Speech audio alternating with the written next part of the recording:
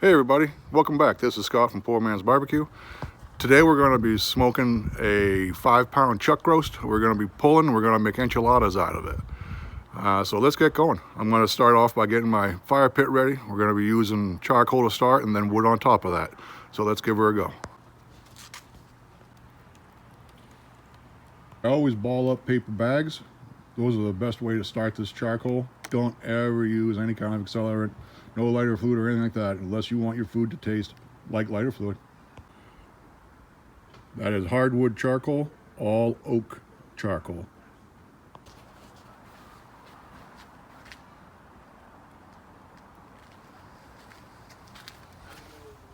All right, time to dump the coals. And now let's add the wood. Today we're going to be using white oak. All right, we're going to let this combust, turn to coals, add a couple more logs, let those turn to coals, and then it'll be ready for cooking. We want my internal temperature on this to hit about 250, and then we're good to go. So while this is going, let's go upstairs and let's get our meats ready, prepare our rub and our mop. All right, guys. So today we're going to be making enchiladas, like I said earlier. And what we're going to be doing is I'm going to prepare the meat today in the smoker, and then tomorrow we're going to use this for the filling in our enchiladas. So what I've got here, this is a 5-pound boneless top round. They're pretty cheap. I actually got this one on sale. It was a manager's special. So what I'm going to do is I'm just going to go ahead here and I'm going to trim off some of this fat. Not all of it, but some of it. And then we're going to get this in the smoker. We'll put some rub on it. I already prepared the rubs today, and I went ahead and I prepared the mop. So the rub today is about 3 tablespoons of brown sugar, 2 tablespoons of paprika. It's got a little bit of cayenne, about a teaspoon of cayenne, about a tablespoon of onion powder, the same for garlic powder. Got about a tablespoon of cumin in here, and that's going to be our rub. And today we're not going to use a binder. Basically, I don't want to use a binder that's going to alter the flavor of this. I want to have just basically the meat and the smoke flavor come through in our enchiladas tomorrow. So let's go ahead. We're going to start trimming. Today, finally, my favorite knife is clean. I'm going to be using this. I want to get all this off. There's a membrane right here. We want to get that off. So let's go ahead and trim this right off.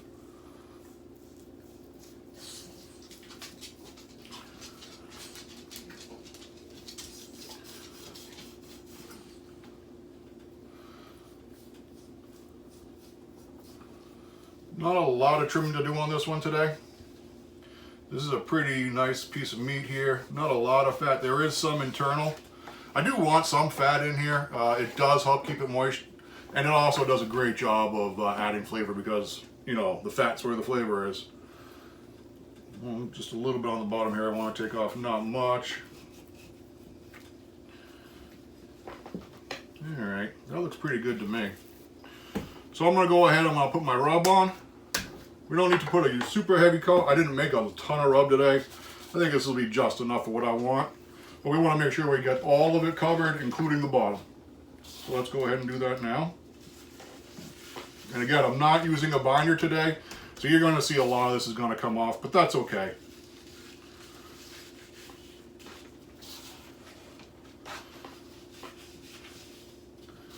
We really want to make sure you get pretty good coverage. It doesn't have to be a super thick coat.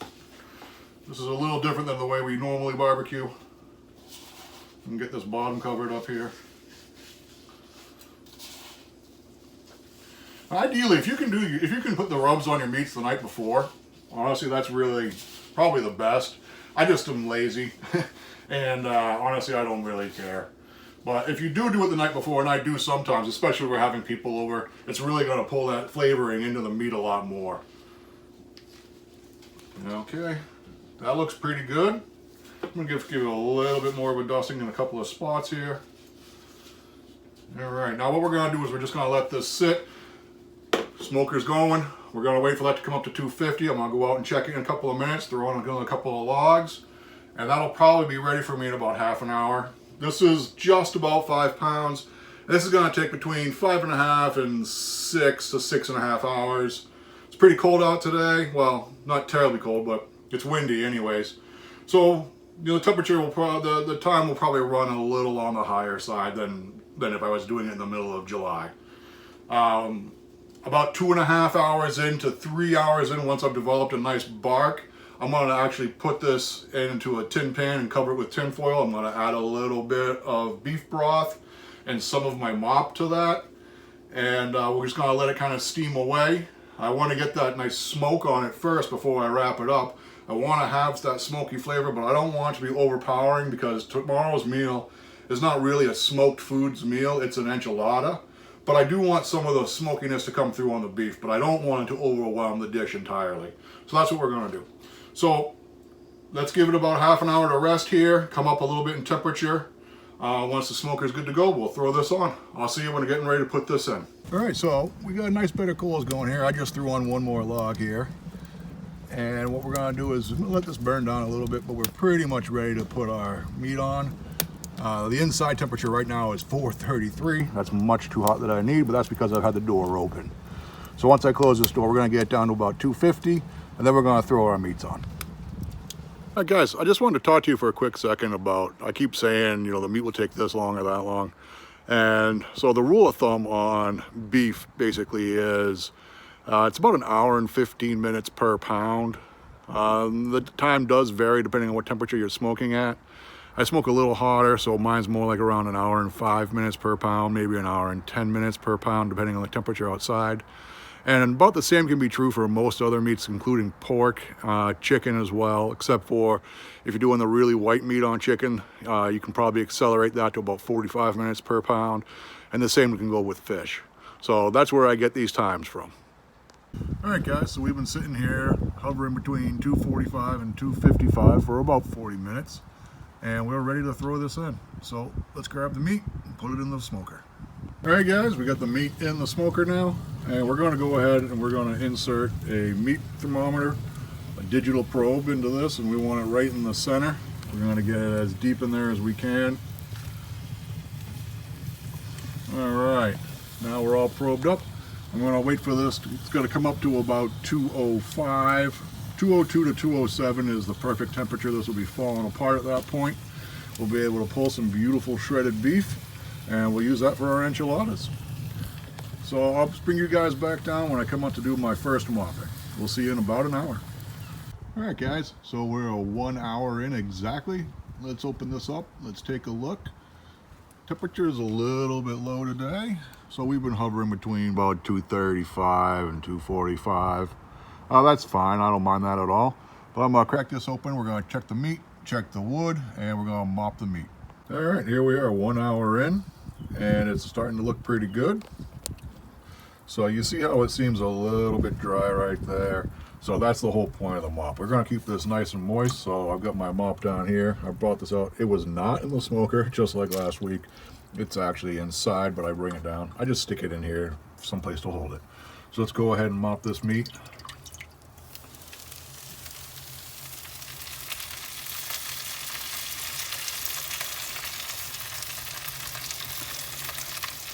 You can hear that sizzling. That's actually the mop dripping down on top of my piece of soapstone I've got in here. And that piece of soapstone is pretty hot, but that's the whole point. We want it to be nice and hot. It adds a good temperature inside here. It helps keep my temperature consistent. All right, we look pretty good here. Let's just kind of get over here a little bit. All right, nice and moist. All right, we're going to close her back up, and we're going to come back out here in an hour. I'll bring you with me when I do. All right, guys, so here we are. We're about 2 hours in. I just mopped the meat. It's starting to look really nice. We're getting a little tiny bit of a bark, and I actually don't want to let that bark that's starting to build up on it, say right in here a little bit. I don't want that to go too much more, so I'm going to give this maybe about another half hour to 45 minutes in the smoke. It's already absorbed quite a bit of smoke, and it's going to have a nice flavor as it is. I don't need that big thick bark because again I'm going to be pulling this, making shredded beef for enchiladas. So I'll be back down here in about half an hour, maybe 45 minutes, and I'm going to put this into a tin pan, wrap it up with tin foil over the top of it. We're going to add a little bit of juice to that. We're going to put a little bit of our mop in there and a little bit of beef broth. We're going to let that kind of sit in the smoker now. It'll probably take another 2 or 3 hours. We just passed 130. That's the typical stalling point on meats. A lot of times you'll find that the meats tend to stall out around 130 degrees. You don't want to sit at that temperature too long because bacteria can develop around 130 degrees. You want to continue to move. So what I did was I opened my flues a little bit and I brought my temperature up just a slight amount. And we just passed the 130 degree mark. We were right now at about 135. So again, I'll be back out here in about half an hour. I'm going to wrap this up and put it back in the smoker and let it finish off. There's Zeus. He came up with me to help with the smoker today. Always with me, always loving the smoker. Okay, so I took the meat out of the smoke. It's got the color on it I want. That's about as much of a bark as I want to get on there. Again, I'm not looking to have an overpowering smoke flavor. This is a component of a meal, not the meal itself. So I don't want to overpower the rest of the meal. And so I'm going to go ahead, I'm going to wrap this up with some tin foil.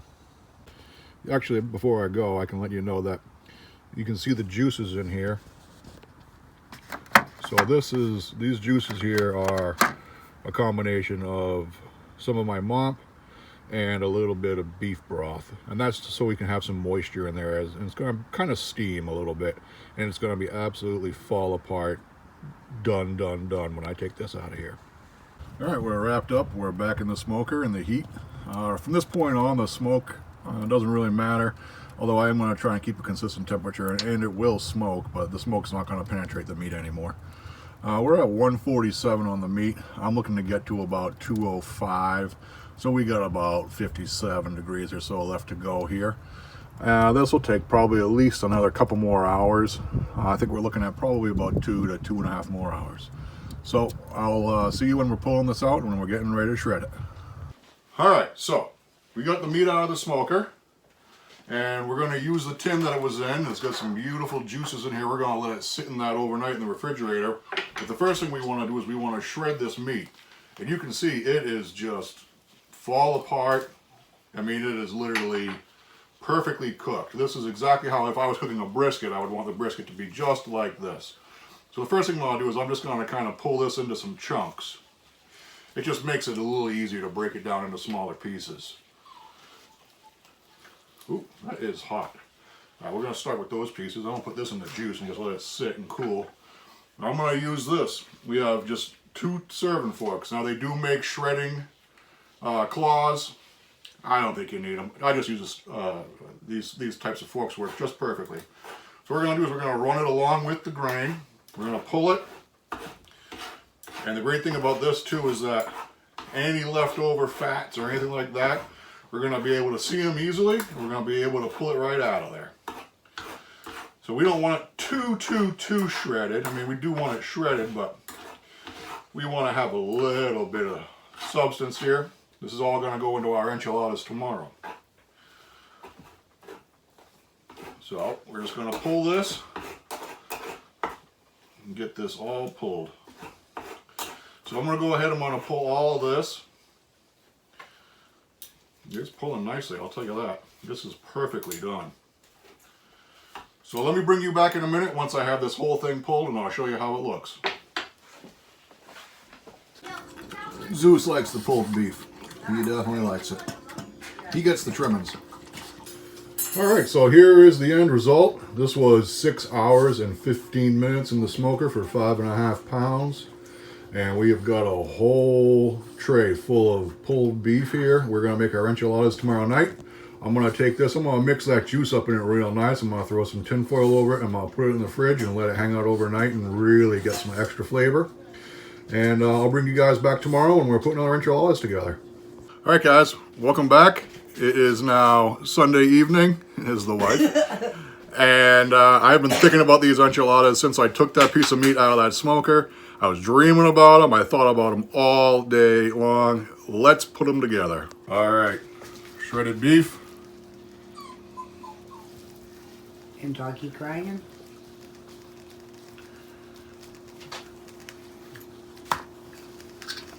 Rice. Wife's famous rice. With sesame.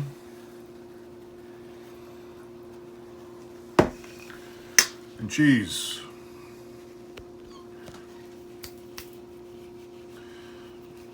That's what we're after. All right, just roll them up, tuck it in.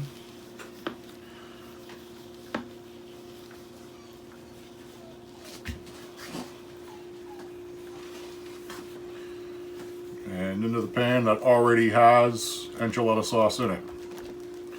So let's do another one, shredded beef. Look at that shredded beef. Oh my God. Smells delicious. Cannot wait to eat this.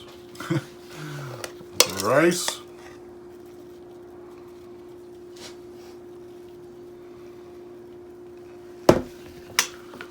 And cheese.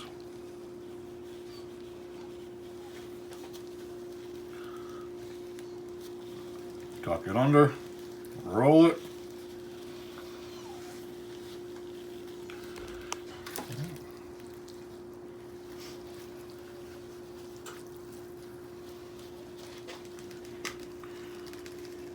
Oh, the smell in this kitchen is so wonderful.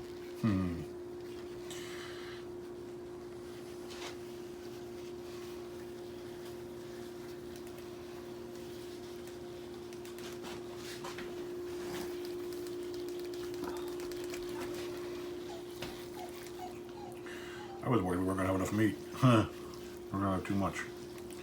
There is never too much smoked meat, honey. There it is. Okay, man. All right, now for layer number 2. Let's add a little bit more sauce.